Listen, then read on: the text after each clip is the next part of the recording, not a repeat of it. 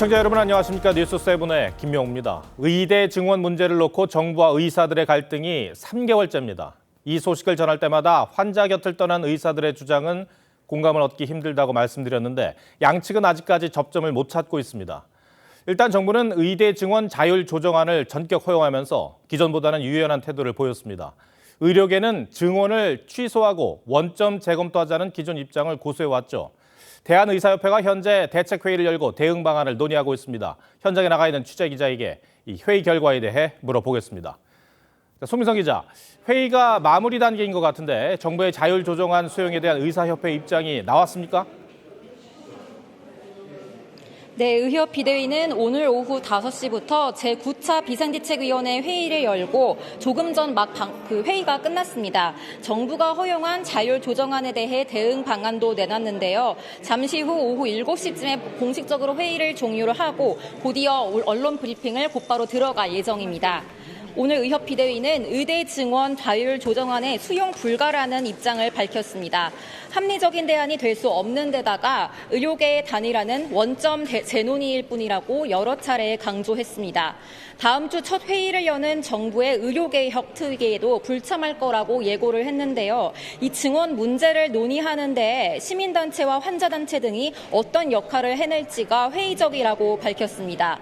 오늘 회의에는 박단 전공의협의회 비대위원장과 김창수 전국의대교수 협의회장 등 의료계 인사 35명이 참석을 했습니다. 이 집단 사직서 효력이 곧 시작되는데 교수들 움직임은 어떻습니까? 네, 전국의과대학 교수 비대위도 어젯밤 온라인 총회를 열었습니다. 의대 증원은 원점에서 재검토해야 한다는 기존 입장을 재차 확인했습니다. 교수들은 또 첫 방문 환자, 그러니까 신환 진료를 줄이는 방안도 논의를 했는데요. 오는 25일 사직을 하게 되는 상황에서 새로운 환자를 보는 것에 아무래도 제한이 있을 수밖에 없다는 이유입니다. 교수들은 오는 25일 이전에 정부가 진정성 있는 대화의장을 만들어야 한다고 요구를 했습니다. 대한의사협회에서 TV조선 송미선입니다. 환자와 가족들의 불안감도 크지만 이 갈등으로 수험생들도 혼란스럽긴 마찬가지입니다. 그동안 2,000명 의대 증원에 맞춰 이 시험을 준비하던 수험생들이 전략을 수정해야 할 수도 있기 때문입니다. 이 대학별 모집 요강이 확정되기 전까지 증원 규모가 줄어들까 불안하다는 목소리도 나옵니다. 조유진 기자가 보도합니다. 2025학년도 대입 수시 모집 원서 접수는 오는 9월 9일 시작됩니다. 5개월도 채 안 남았지만 대학별 모집 요강은 여전히 미정입니다. 어제 정부가 의대 증원 자율 모집을 허용하면서 내년도 의대 정원에 또다시 변수가 생겼기 때문입니다. 숫자가 줄어들 때마다 조금씩 불안한 마음이 있기는 해요. 대학들은 증원분의 최대 50%까지 줄일 수 있어 의대 증원분은 당초 2,000명에서 최대 1,000명까지 줄어들 수 있습니다. 입시업계는 2,000명 증원 시 합격선은 최대 3.9점, 1,000명을 증원하면 2.4점 하락한다고 분석했습니다. 각 대학들의 선택에 합격선이 1.5점이 달린 셈입니다. 바뀔 수도 있는 가능성이 아직 있고 합격 커트라인이 좀 더 다시 높아지지 않을까 싶은 그런 불안감도 있는 것 같아요. 각 대학들은 이달 말까지 대입 계획을 확정해 다음 달 말 수시 모집 요강을 공표하게 되는데 그 사이 또다시 숫자가 바뀔까 우려하는 목소리도 있습니다. 수험생 입장에서는 사실은 중간고사가 종료된 시점에서도 입시 전략을 짜기가 대단히 어려워진 상황이다 이렇게 볼 수 있습니다. 특히 올해는 무전공 선발 확대, 간호대 1,000명 증원 등 여러 변수가 맞물려 있어 불확실성이 어느 해보다 크다는 평가가 나옵니다. TV조선 조유진입니다. 다음 주로 예정된 윤석열 대통령과 민주당 이재명 대표의 회담에서 새 총리 인준이 주요 의제로 다뤄질 것 같습니다. 이 밖에도 정치권에선 민주당이 추진 중인 특검법부터 대통령의 거부권까지 여러 쟁점들도 거론됩니다. 현재 상황은 양측이 날짜와 형식을 조율하는 단계라고 합니다. 조성호 기자입니다. 대통령실은 윤석열 대통령과 이재명 대표가 만나는 날짜와 형식은 아직 정해지지 않았다고 밝혔습니다. 여권 고위 관계자는 대통령실 정무라인과 이 대표 측의 실무적인 조율이 본격화한 단계는 아니라며 대화 의제도 아직 구체화된 건 없다고 전했습니다. 앞으로는 자주 만나 차도 마시고 식사도 하고 또 통화도 하면서 국정을 논의하자고 말했습니다. 대선 이후 첫 공식 만남인 만큼 여러 주제가 테이블에 오를 걸로 전망되는데 윤 대통령이 장고를 이어가는 총리 인선이 주요 의제에 포함될 전망입니다. 여권 관계자는 새 총리 후보 지명은 영수회담 이유가 될 가능성이 높다며 국회 인준을 위해 야당 동의가 필수인 만큼 협치 차원에서 논의가 이루어질 수 있다고 했습니다. 지금 우리가 처한 글로벌 경제 불안과 안보 위협은 우리에게 거국적 초당적 협력을 요구하고 있습니다. 민주당이 제안한 13조 원 규모의 민생회복 지원금과 정부가 추진 중인 의료개혁도 중요한 의제로 꼽힙니다. 전 국민이 15만 원 재난지원금 문제. 제가 윤석열 대통령이 전화를 하셔서 잠깐 통화를 했어요. 네. 통화를 했고 한번 보자고. 정치권에선 해병대원 사건 수사 외압 의혹부터 김건희 여사까지 겨냥한 야당의 각종 특검법이나 이 대표의 사법 리스크까지 민감한 정치 현안이 언급될 가능성도 거론됩니다. TV조선 조성호입니다. 선거에 참패한 당이 갈피를 못 잡고 우왕좌왕하는 모습은 익히 봐왔습니다. 이 새로 비대위를 꾸리기로 한 지금 국민의힘도 마찬가지입니다.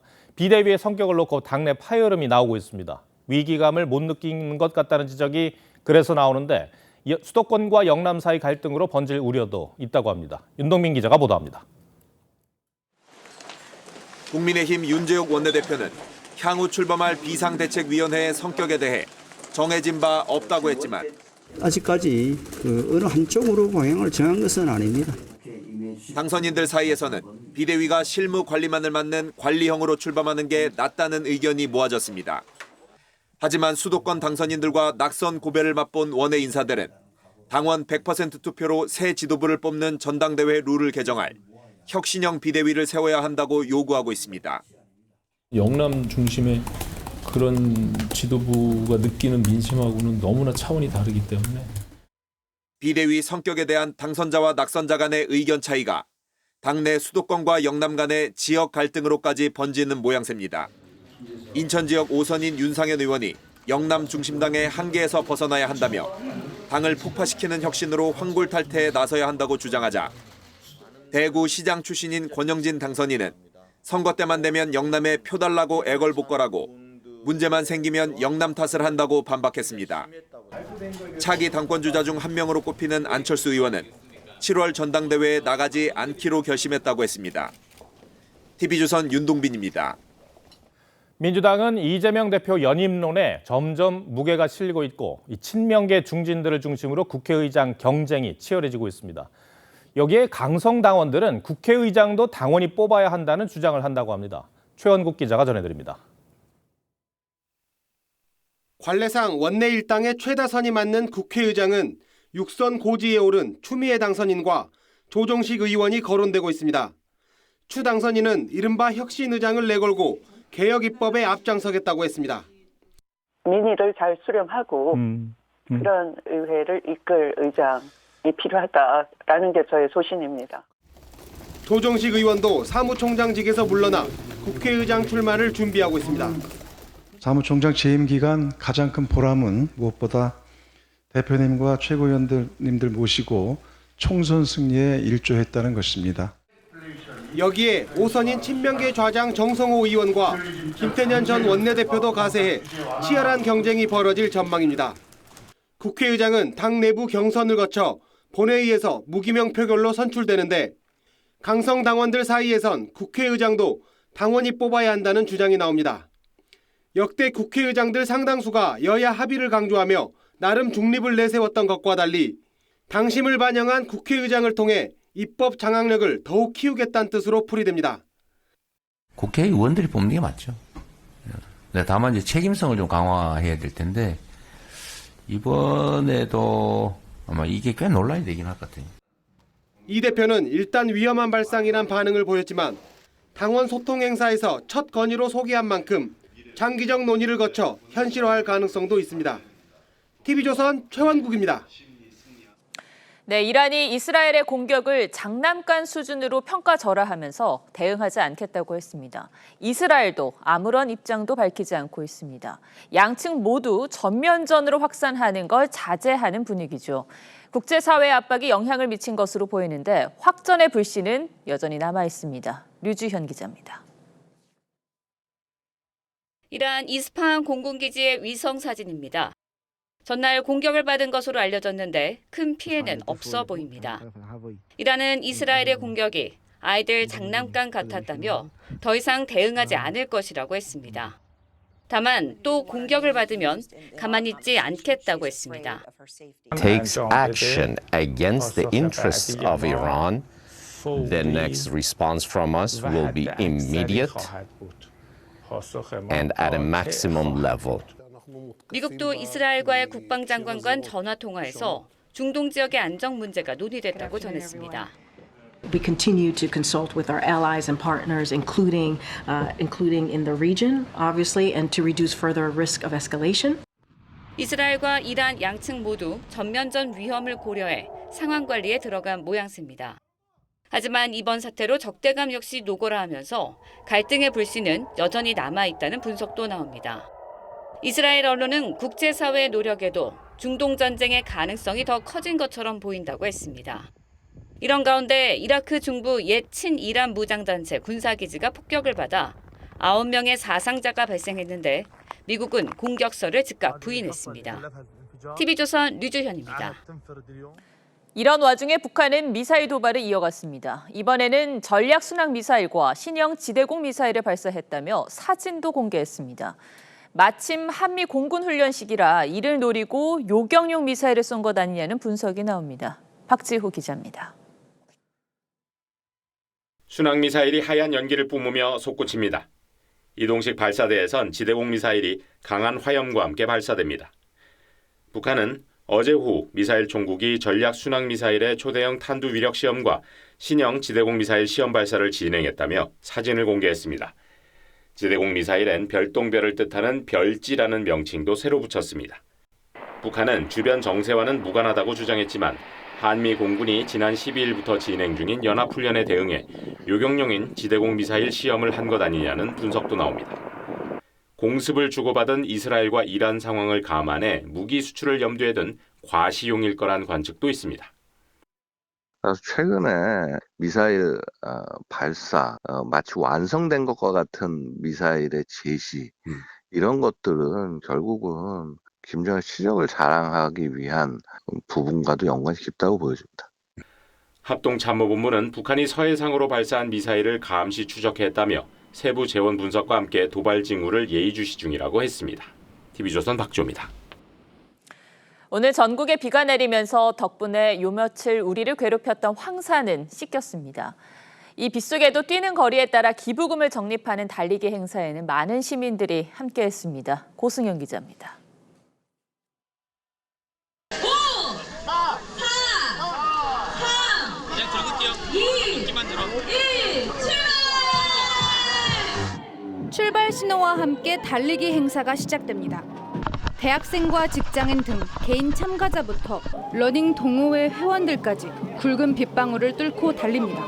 마음 맞는 친구들끼리 모여가지고 한 달에 한 번씩 이제 서울 한강에서 하프 코스를 달리고 있습니다. 월간 하프 화이팅! 오늘 코스는 한강 여의도 둘레길을 왕복하는 8.4km. 참가자들은 1km당 100원씩이 적립돼 완주할 경우 한 사람당 840원을 기부하게 됩니다. 기부 챌린지 참가자는 모두 3,000명. 서로를 응원하며 대부분 완주에 성공했습니다. 저희 완주했어요. 달리기를 하며 건강도 챙기고 기부도 할 수 있어 참가자들의 기쁨과 만족은 배가 됩니다. 5km대에서 위기가 왔었는데요. 네, 근데 그래도 혼자가 아니라 같이 뛰니까 완주하는데 큰 도움이 됐던 것 같습니다. 마포대교 밑에 새로 문을 연 롤러장에는 장애인의 날을 맞아 휠체어를 탄 장애인들이 자유롭게 트랙을 돌며 모처럼 즐거운 시간을 보냈습니다. TV조선 고승현입니다. 일본 성인 영화 배우들이 나오는 성인 페스티벌이 배우들의 신변 우려와 지자체의 반대로 말이 많았는데요. 이번 주말로 예정됐던 행사가 취소되면서 논란이 일단락되는 듯했습니다. 그런데 주최 측이 규모를 더 키워서 재추진하겠다고 해 다시 시선이 쏠리고 있습니다. 김혜나 기자가 보도합니다. 일본 성인 동영상 배우들이 출연하는 성인 페스티벌이 국내에서 열린다는 소식에 지자체들은 잇따라 행사를 막았습니다. 당초 수원에서 열기로 했던 성인 페스티벌은 파주와 서울 잠원 한강공원 내 선상 주점, 강남의 한 주점으로 3번이나 장소를 옮겼습니다. 주최 측은 이번 주말 이곳 서울 강남구의 한 주점에서 행사를 열 계획이었지만 그젯밤 돌연 행사가 취소됐다고 공지했습니다. 강남구는 행사 장소에 대한 행정 처분 등을 예고했습니다. 반발이 극에 달한 이 상황에서 행사에 참여하는 여배우의 신변이 보호될 수 있냐는 입장입니다. 그런데 주최 측은 취소한 게 아니라 연기한 것이라며 오는 6월 서울에서 출연 배우를 2배로 늘려 행사를 다시 열겠다고 밝혔습니다. 오세훈 서울시장도 민간 공연장에서 열리는 행사에 대해선 관여하지 않겠다고 했습니다. 공공이 관리하는 공간에서 이런 성격의 공연이 이벤트가 열린다는 것은 바람직하지 않다는 차원에서 그곳에서 행사를 하는 것을 금지했던 것이고요. 시민들의 반응은 엇갈렸습니다. 아이들을 위한 좀 경각심이 많이 필요한 일이라고 생각을 합니다. 성인들의 문화니까 갇혀있지 않는 생각을 가지고 주최 측은 배우들의 스케줄에 맞춰 행사 날짜를 재공지할 계획입니다. TV조선 김예나입니다. 사망보험금을 노리고 계곡에서 남편을 살해한 이른바 계곡살인 사건의 이은혜에 대해 대법원이 무기징역을 확정했죠.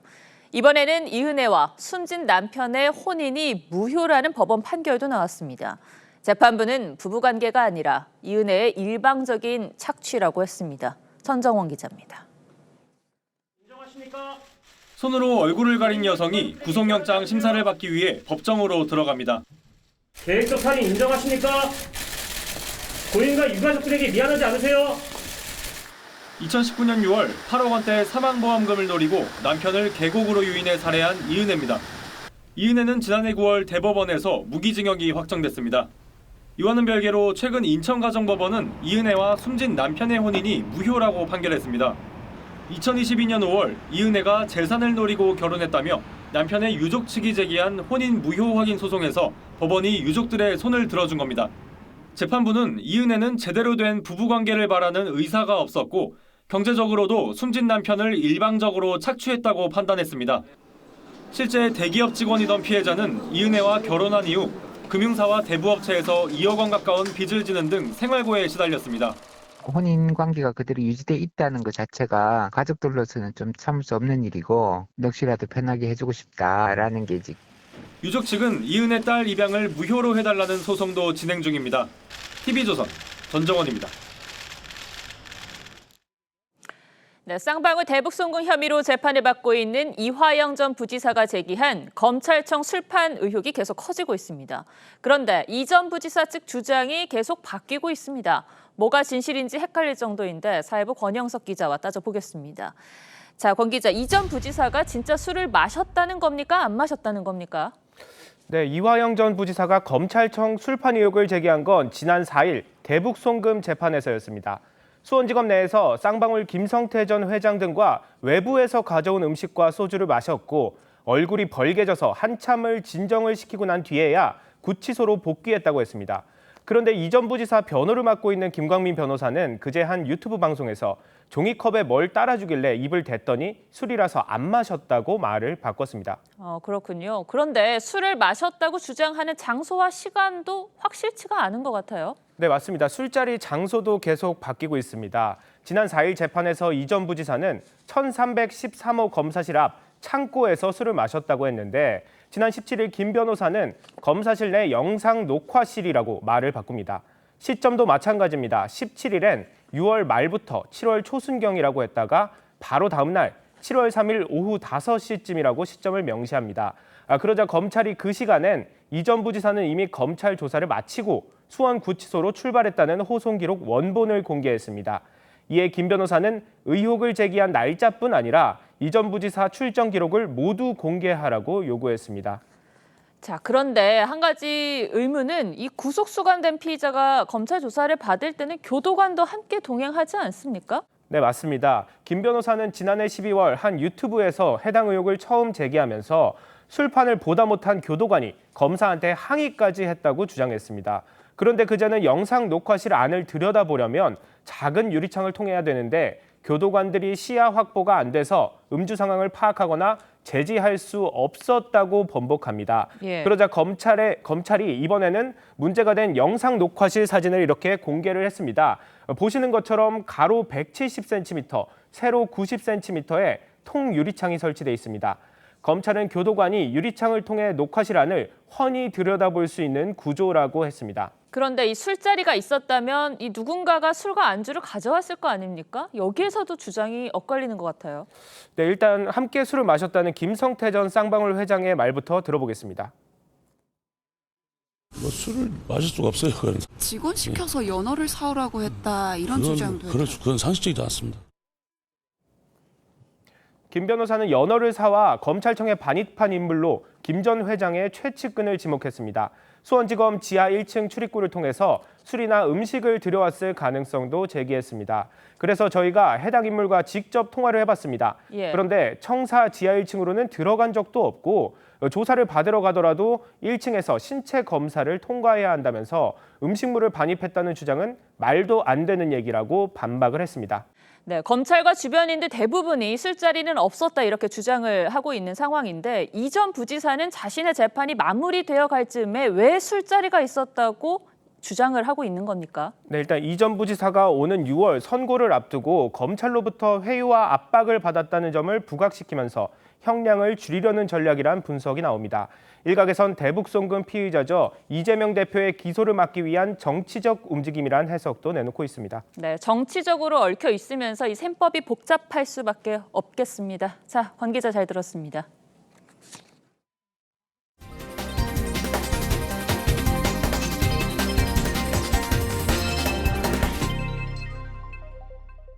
비트코인 공급량이 4년마다 절반으로 줄어드는 반감기가 우리 시각으로 오늘 오전 9시쯤 완료됐습니다.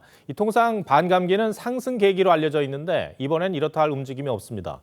일부 투자자들은 실망감을 감추지 못했는데 향후 전망은 고이동 기자가 알아봤습니다. 글로벌 가상자산 시황 사이트입니다. 반감기가 완료된 오늘 오전 9시쯤 비트코인 시세는 63,747달러로 전날보다 0.47% 하락했습니다. 통상 반감기엔 새 비트코인의 공급 감소로 희소성이 커져 시세가 오르는데 이번엔 큰 변동이 없었던 겁니다. 앞서 세 차례의 반감기 땐 수개월에 걸쳐 비트코인 시세가 크게 상승했던 터라 일부 투자자들은 실망감을 감추지 못하고 있습니다. 매번 올랐는데 오래 돌릴 줄 알았는데 좀 실망스럽긴 하네요. 전문가들은 반감기 이후 가격이 뛸 거란 기대 심리가 이미 시장에 반영됐다고 분석합니다. 뜨거운 미국 경제 탓에 금리 인하 시점이 예상보다 지연된 것과 중동발 악재도 한몫했습니다. 지정학적 요건이 있어가지고 중동 전쟁의 가능성이라든지 이런 것에 이제 그 영향을 미국 금리 인하 시점이 비트코인 가격을 결정할 가장 큰 변수가 될 거란 관측도 나옵니다. 미국 금리 인하 여부에 따라서 하반기 중에 된다 그러면은 굉장히 좀 이제 많이 오를 수 있고요. 미국 대선 결과에 따라 비트코인 가격이 출렁일 가능성도 있습니다. TV조선 고이동입니다. 고 정주영 회장이 40여 년 전 바다를 가로막아 만든 충남 서해안 부남호 방조제를 허무는 사업이 추진됩니다. 농경지 확보 차원에서 추진했던 간척 사업과 반대 개념으로 역간척 사업이라 부를 만합니다. 담소의 수질이 악화됐기 때문인데 방조제 일부를 허물어 바닷물을 드나들게 해 환경을 개선하겠다는 겁니다. 오늘은 김다로 기자가 역간척 사업에 포커스를 맞췄습니다. 지난 1980년대 서산 AB지구 간척지는 방조제를 쌓아 올려 만들어졌습니다. 공사 막바지 방조제 사이 거리가 좁아지면서 수십 톤짜리 바위를 쓸어버릴 정도의 물살로 공사는 지체됐습니다. 고 정주영 명예회장은 유조선을 이용해 빠른 물살을 막고 방조제를 쌓는 아이디어를 냈습니다. 이를 통해 10,000헥타르가 넘는 땅과 농업용수를 공급하기 위한 분함호가 생겼습니다. 25만 톤 이런 유조선을 고철로 뜯는 배를 사들여다가 이 체제 헐집에 물을 넣어서 깔아앉혀서 쓰고. 서울 여의도 면적의 5배 크기인 분함호는 40년이 지난 현재 골칫거리로 전락했습니다. 바닷물 유통이 차단돼 수질이 점점 악화되면서 지난 2018년부터는 농업용수로도 쓰지 못하는 수질 6등급까지 떨어졌습니다. 그전에는 새바다의 생태 보고였어요. 고기들 산란장, 엄청난 악취가 많이 납니다. 호수에 쌓인 침전물은 우기 때마다 바다로 흘러가 인근 양식장에도 큰 피해를 주고 있습니다. 분함호에서 오염수를 배출하느냐 않느냐에 따라서 우리 양식하는 어민들은 1년 수입이 이제 되고 안 되고 그 차이예요. 충청남도는 결국 역간척 사업을 선택했습니다. 방조제 일부 구간을 헐어 바닷물이 드나들게 하고 오염 퇴적토를 준설해 생태계를 복원하겠다는 구상입니다. 앞서 지난 2011년 안면도와 황도를 잇는 연도교를 철거해 바닷물이 통하자 갯벌이 되살아난 효과를 분함호에도 적용하기로 한 겁니다. 농도가 높은 이 담수내 수질이 바다 쪽으로 이제 서서히 빠져나가고 또 오염도가 낮은 해수가 들어오면서 수질이 좀 정화되는 그런 효과가 있습니다. 분함호 등 해수 유통이 필요한 연안 담수호는 충남 지역에만 6곳. 계획대로 해양 생태계가 복원될 수 있을지 관심이 모아집니다. 뉴스7 포커스였습니다. 오늘은 장애인의 날입니다. 이 정부가 공공기관과 민간기업의 장애인 고용을 의무화한 지 10수년이 지났지만 고용률은 고작 2%대에 그칩니다. 이 어려운 관문을 뚫고 경제적 자립을 꿈꾸는 이들을 송무빈 기자가 만났습니다. 어깨를 구석구석 누르고 두드립니다. 노련한 솜씨로 뭉친 근육을 풀어주니 눈꺼풀이 내려앉습니다. 안마 사는 시각장애인. 중증 시각장애가 있는 오철승 씨는 한 보험사에 직접 고용돼 이 회사 콜센터 직원들에게 안마 서비스를 제공합니다. 대기업에서 저희와 같은 헬스키퍼 장애인들을 고용을 해주셔서 저희들은 직접적인 사회에 좀 더 다가설 수 있는 기회를 주신 것. 만족도는 단연 최고입니다. 근무하는데 저희와 다르다는 느낌을 못 받았어요. 딱 손을 대시고 목이 일자목이시네요. 왼손잡이신가요? 이런 거를 먼저 말씀을 하시더라고요. 이 손끝의 감각이 정말 다르시구나. 쇼트트랙 선수에서 바리스타로 변신한 발달장애인 현인아 씨. 딸기 우트 나왔습니다. 소통이 원활하지는 않지만 손이 빠르고 사교성도 좋아 일에 전혀 무리가 없습니다. 고객 받는 것도 좋고 음료수 제조하는 것도 좋았어요. 가끔 칭찬해줘요. 다른 친구들도 할 수 있죠. 이들 일터에서는 하나같이 장애인의 업무 능력에 대한 걱정은 편견에 불과하다고 말하지만 14도를 맞은 장애인 의무 고용제는 갈 길이 멉니다. 고용 의무제에 따라 상시 근로자가 50명 이상인 기업은 최소 3.1% 이상을 장애인으로 채용해야 하지만 실제로는 2%를 조금 넘는 수준입니다. 전문가들은 장애 유형과 중증도에 따라 적재적소에 배치하면 장애인 근로자는 노동인구 절벽을 해결할 중요한 역할을 할 수 있다고 강조합니다. TV조선 송무빈입니다. 결혼할 때 다이아몬드 반지나 시계를 예물로 주고받곤 하죠. 안 그래도 비싼데 명품 업체들이 가격을 몇 차례나 올리면서 부담은 더 커지고 있습니다. 그러자 천연 다이아몬드 대신 실험실에서 만든 일명 랩 다이아몬드가 인기입니다. 가격은 10분의 1 수준인데 품질은 어떨까요? 장윤정 기자가 취재했습니다. 결혼 예물로 인기 있는 한 해외 명품 업체가 다음 달부터 주얼리와 시계 가격을 최대 6% 올립니다. 이 회사 1캐럿짜리 다이아몬드 반지는 이미 2천만 원이 훌쩍 넘는데 지난해 2차례 인상에 이어 6개월 만에 또 가격을 올리는 겁니다.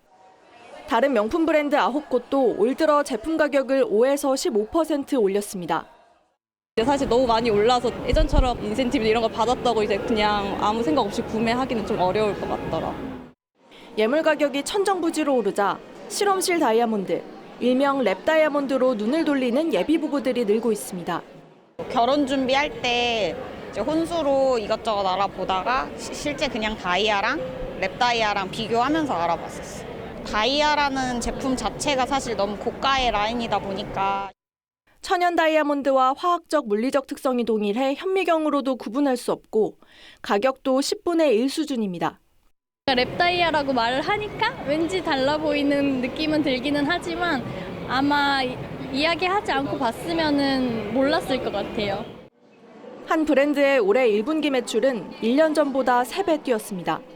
20대 후반에서 30대 초반에 웨딩 고객이 확대되고 있다라고 많이 느끼고 있어요. 이 예산을 세이브해서 다른데 또 이제 예물 비용을 또 쓰실 수 있다 보니까 제조 과정에서 환경 오염이 없다는 점도 랩 다이아몬드의 인기 요인입니다. TV조선 장윤정입니다. 평일 대부분의 시간을 회사에서 보내는 직장인에게 사무실은 집만큼 중요한 공간이죠. 이 사업 공간을 특별하게 꾸미는 회사들이 늘고 있습니다. 헬스장은 물론이고 무료 미용실과 예식장까지 갖췄다고 합니다. 인재를 잡기 위한 기업의 전략이기도 하겠죠. 유혜린 기자가 다녀왔습니다. 37년 만에 새 단장을 마친 한 대기업 사옥입니다. 로비에선 라이브 재즈 공연이 이어지고 사내 헬스장엔 특급 호텔 수준의 고급 운동기구 100여 대가 늘어섰습니다. 아침, 점심, 저녁 원할 때마다 가서 한강 보면서 러닝머신도 하고 근력 운동도 하고 엄청 쾌적하게 이용할 수 있어요. 구내 식당에도 스마트 기술이 더해졌습니다. 스마트폰 앱을 보면 식당별로 주문이 얼마나 밀렸는지 알 수 있어 기다리는 시간을 아낄 수 있습니다. 사옥을 작은 쇼핑몰처럼 꾸민 기업들도 있습니다. 한 금융사는 회사 안 미용실에서 커트와 염색을 무료로 받을 수 있습니다. 사내 편의점도 모두 무료입니다. 사내 행사장을 웨딩홀로 꾸며 직원들에게 무료로 대관해주는 곳도 있습니다. 기업들이 사옥에 힘을 주는 건 좋은 인재를 모으기 위해서입니다. 한 채용정보 사이트 조사 결과 구직자들은 임금만큼 복지와 근무 환경을 중요하게 생각하는 것으로 나타났습니다. 회사가 좀 우리 구성원분들의 이렇게 작은 것도 많이 신경을 써준다라는 생각이 들어서 재직하면서 좀 많이 만족하고 다니는 것 같습니다. 회사가 일하는 공간을 넘어 쉬고 즐기는 곳으로 거듭나고 있습니다. TV조선 유혜림입니다. 인도네시아에서 화산 분화가 닷새째 계속되면서 쓰나미가 우려돼 최고 수준의 경보가 내려져 있습니다. 화산재 때문에 국제공항이 한때 문을 닫고 인근 말레이시아 항공편까지 영향을 받았습니다. 신은서 기자입니다. 화산재 구름이 상공 2km 가까이 치솟고 주민들은 불안하게 지켜봅니다.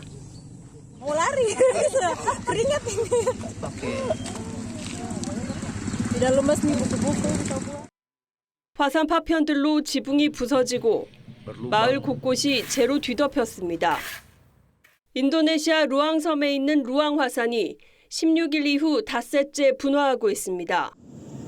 17일 밤 큰 폭발이 있었고 어제 이후로도 최소 3번 폭발했습니다. 일대 주민 10,000여 명에게 대피령이 떨어졌습니다.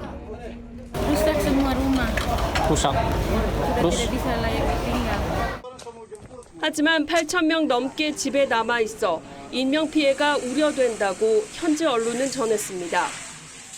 100km 넘게 떨어진 마나도 국제공항이 어제까지 폐쇄됐고 인근 말레이시아 코타키나발루 등에서도 일부 항공편이 취소됐습니다. Kita tunggu 1 jam. Setelah itu ada pemberitahuan di cancel. Kenapa katanya? Ada letusan gunung ruang. Di sini ya? Di sini, betul. Manado yang kena dampak. 인도네시아 화산청은 화산 일부가 바다로 무너져 내리면서 쓰나미를 일으킬 수 있다며 화산 경보를 최고 수준으로 유지했습니다. 불의 고리에 속하는 인도네시아에는 120여 개 넘는 활화산이 있고 65개는 위험 화산으로 분류됩니다. TV조선 신은서입니다. 총선이 끝나니 거대 양당의 비례위성정당도 저마다 합당을 추진하고 있습니다. 50일 남짓 활동한 두 정당이 선거 보조금만 50억 원대를 가져간다고 합니다. 혈세까지 낭비하는 이런 꼼수 제도를 계속 봐야 하는 건지 모르겠습니다. 이채림 기자 리포트 전해드리고 뉴스야 이어가겠습니다. 국민의 국민의힘과 더불어민주당은 지난 총선에 이어 이번에도 위성 정당을 만들었습니다. 하나만 생각하십시오. 국민만 보고 찍으십시오. 더불어민주당의 비례정당은 더불어민주연합입니다. 준연동형 비례제 자체를 반대해온 국민의힘은 총선 직후 곧바로 국민의 미래와 합당을 선언했고 국민의힘과 국민의 미래가 통합하기로 당선자 총회에서 결정했습니다. 실무적인 절차를 진행하겠습니다. 민주당과 진보당 등이 함께한 더불어민주연합도 당선인들이 원소속당으로 복귀하며 해산할 예정입니다. 선관위는 지난달 각각 13석, 14석의 의석을 가진 두 당에 약 28억 원씩 선거 보조금을 지급했는데 창당 2달도 안 돼 두 당이 모두 사라지는 겁니다. 보조금은 모당인 국민의힘과 민주당에 귀속됩니다. 준연동형 비례대표제는 소수 정당의 국회 진출을 위해 추진됐지만 거대 양당이 위성 정당을 만들고 투표 기호 선점을 위한 의원 꿔주기가 억대 보조금 확보로 이어져 혈세 낭비란 비판이 나옵니다. 선관위가 지금 이런 상황을 방기하고 있다고 봐요. 법을 긍정적이고 강력하게 적극적으로 검토를 해서 이 낭비된 혈세를 회수해야 돼요. 개혁신당도 새로운 미래와 11일간 합당했다가 철회하는 과정에서 생긴 국고보조금 6억 6천만 원을 반환하겠다고 했지만 법적 근거가 없습니다. TV조선 이채림입니다.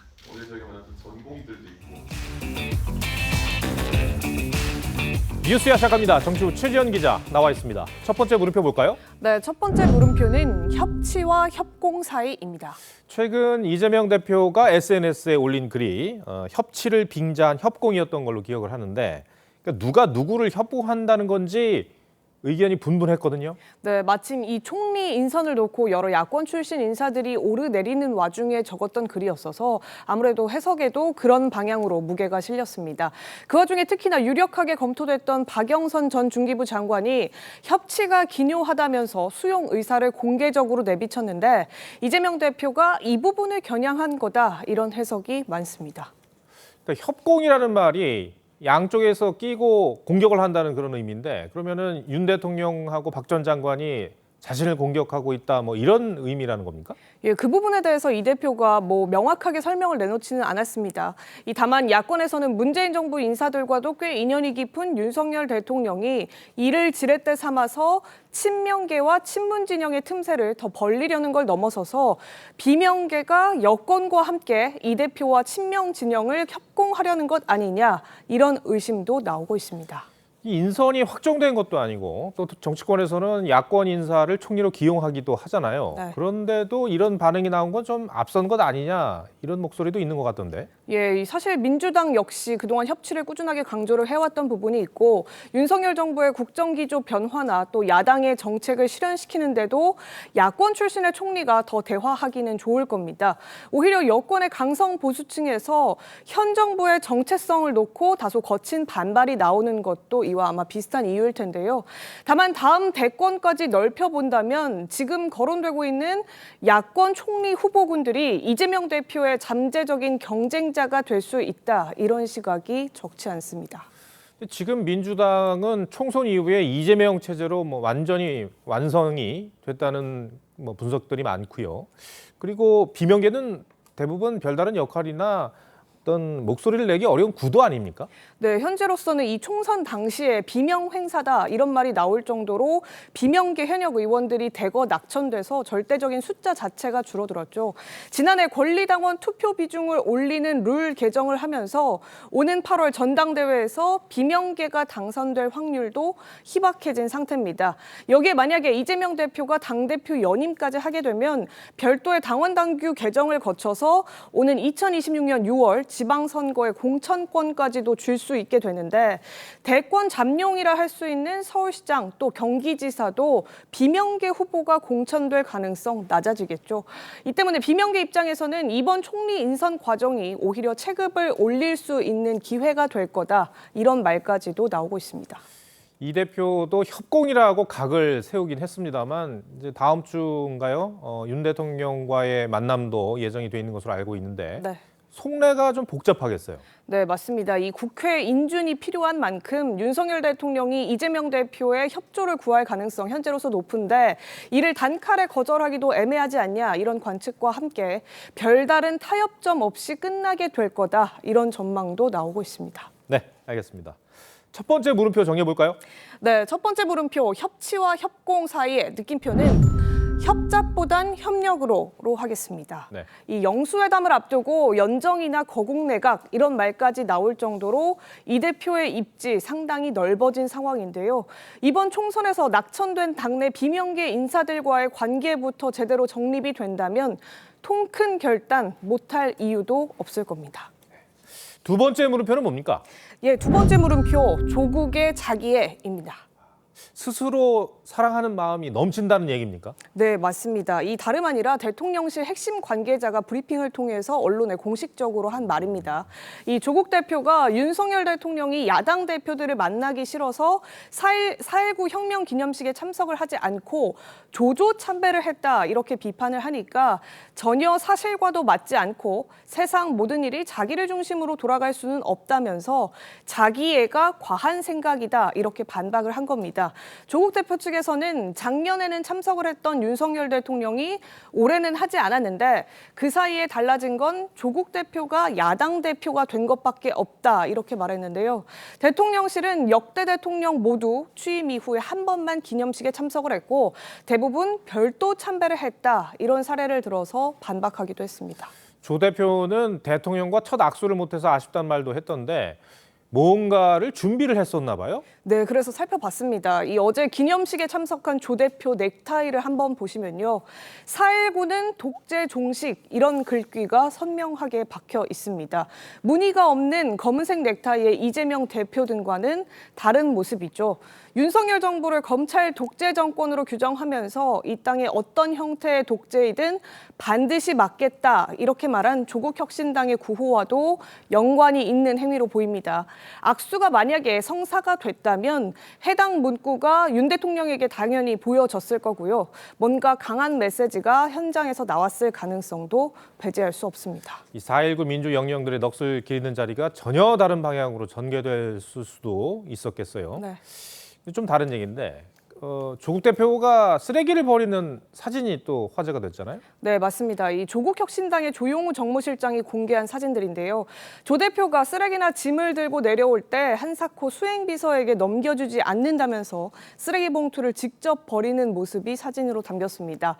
또 휴게소에서 식판을 들고 오게 한 적도 줄을 세치게 한 적도 없다. 아이들과 사진을 찍을 때도 땅바닥에 무릎을 대고 키를 맞춘다 이렇게 말하면서 사진을 공개하기도 했습니다.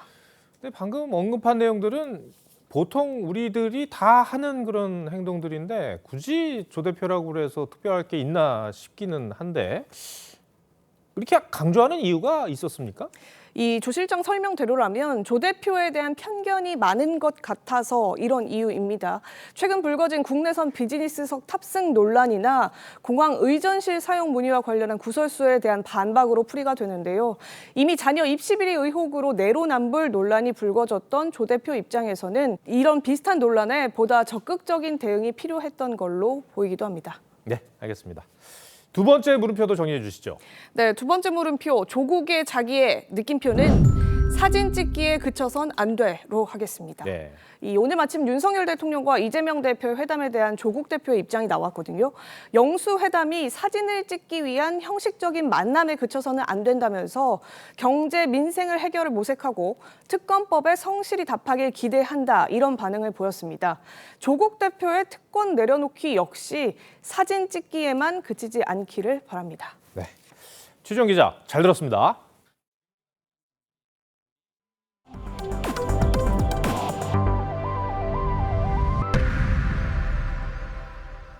프로농구 LG가 KT와의 플레이오프 3차전에서 승리해 챔피언 결정전 진출까지 1승만 남았습니다. 동점 상황에서 경기 종료와 함께 터진 LG 윤원상 선수의 석점 버저비터가 압권이었습니다. 박수영 기자입니다. LG 6이상의 석점포가 시원하게 림을 가릅니다. 이에 질세라 KT 문성곤이 깔끔한 먼거리 3점 슛으로 응수합니다. 림을 맞고 튄 공은 리바운드 왕 마레이의 손에 척척 붙었습니다. 초반 두 팀은 한치의 양보 없이 뺏고 뺏기는 치열한 싸움을 이어갔습니다. KT가 베스와 허운의 공격으로 달아나면 LG가 마레이와 이재도를 앞세워 따라붙었습니다. 3쿼터 KT가 균열을 일으켰습니다. 문성곤과 베스의 연이은 3점포로 리드를 잡았습니다. 하지만 LG는 포기하지 않았습니다. 마레이의 연속 득점으로 종료 2분 전 기필코 동점을 만드는 데 성공했습니다. 종료 1분 전 작전이 완벽하게 맞아떨어진 KT 허운의 득점으로 두 팀은 73대 73, 다시 경기를 시작했습니다. 1분간의 치열한 공방에서 맞이한 LG의 마지막 공격.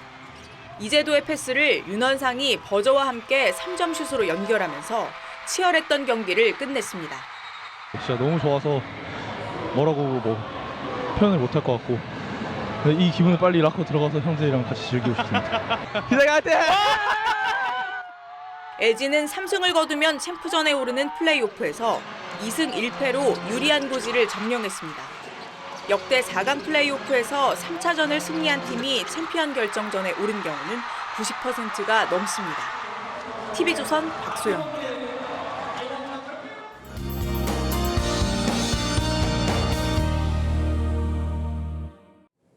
종일 비가 내리고 있습니다. 비는 오늘 밤 수도권과 영서를 시작으로 내일 새벽에는 대부분 그치겠고요. 남부지방은 내일 저녁까지, 영동과 영남 동해안, 제주는 모레 새벽까지 비가 이어질 수 있겠습니다. 예상 강수량은 앞으로 영동 지역에 5에서 40, 영남 지역에 5에서 20, 영서와 충청, 전남에 5에서 10, 그 밖의 지역은 5mm 안팎이 되겠습니다. 내일도 전국 하늘 흐리겠고요. 대기질은 청정하겠습니다. 영남 해안에는 강한 바람이 불겠습니다.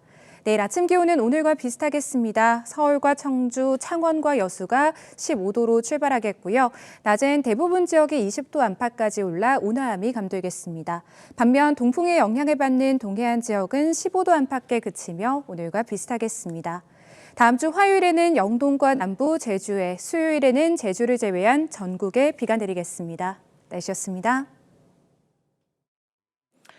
분주한 아침, 학생과 직장인들의 발걸음을 붙잡는 빵집이 있습니다. 모두 1,000원. 이 지하철 역사나 번화가에 생겨난 1,000원 빵집입니다.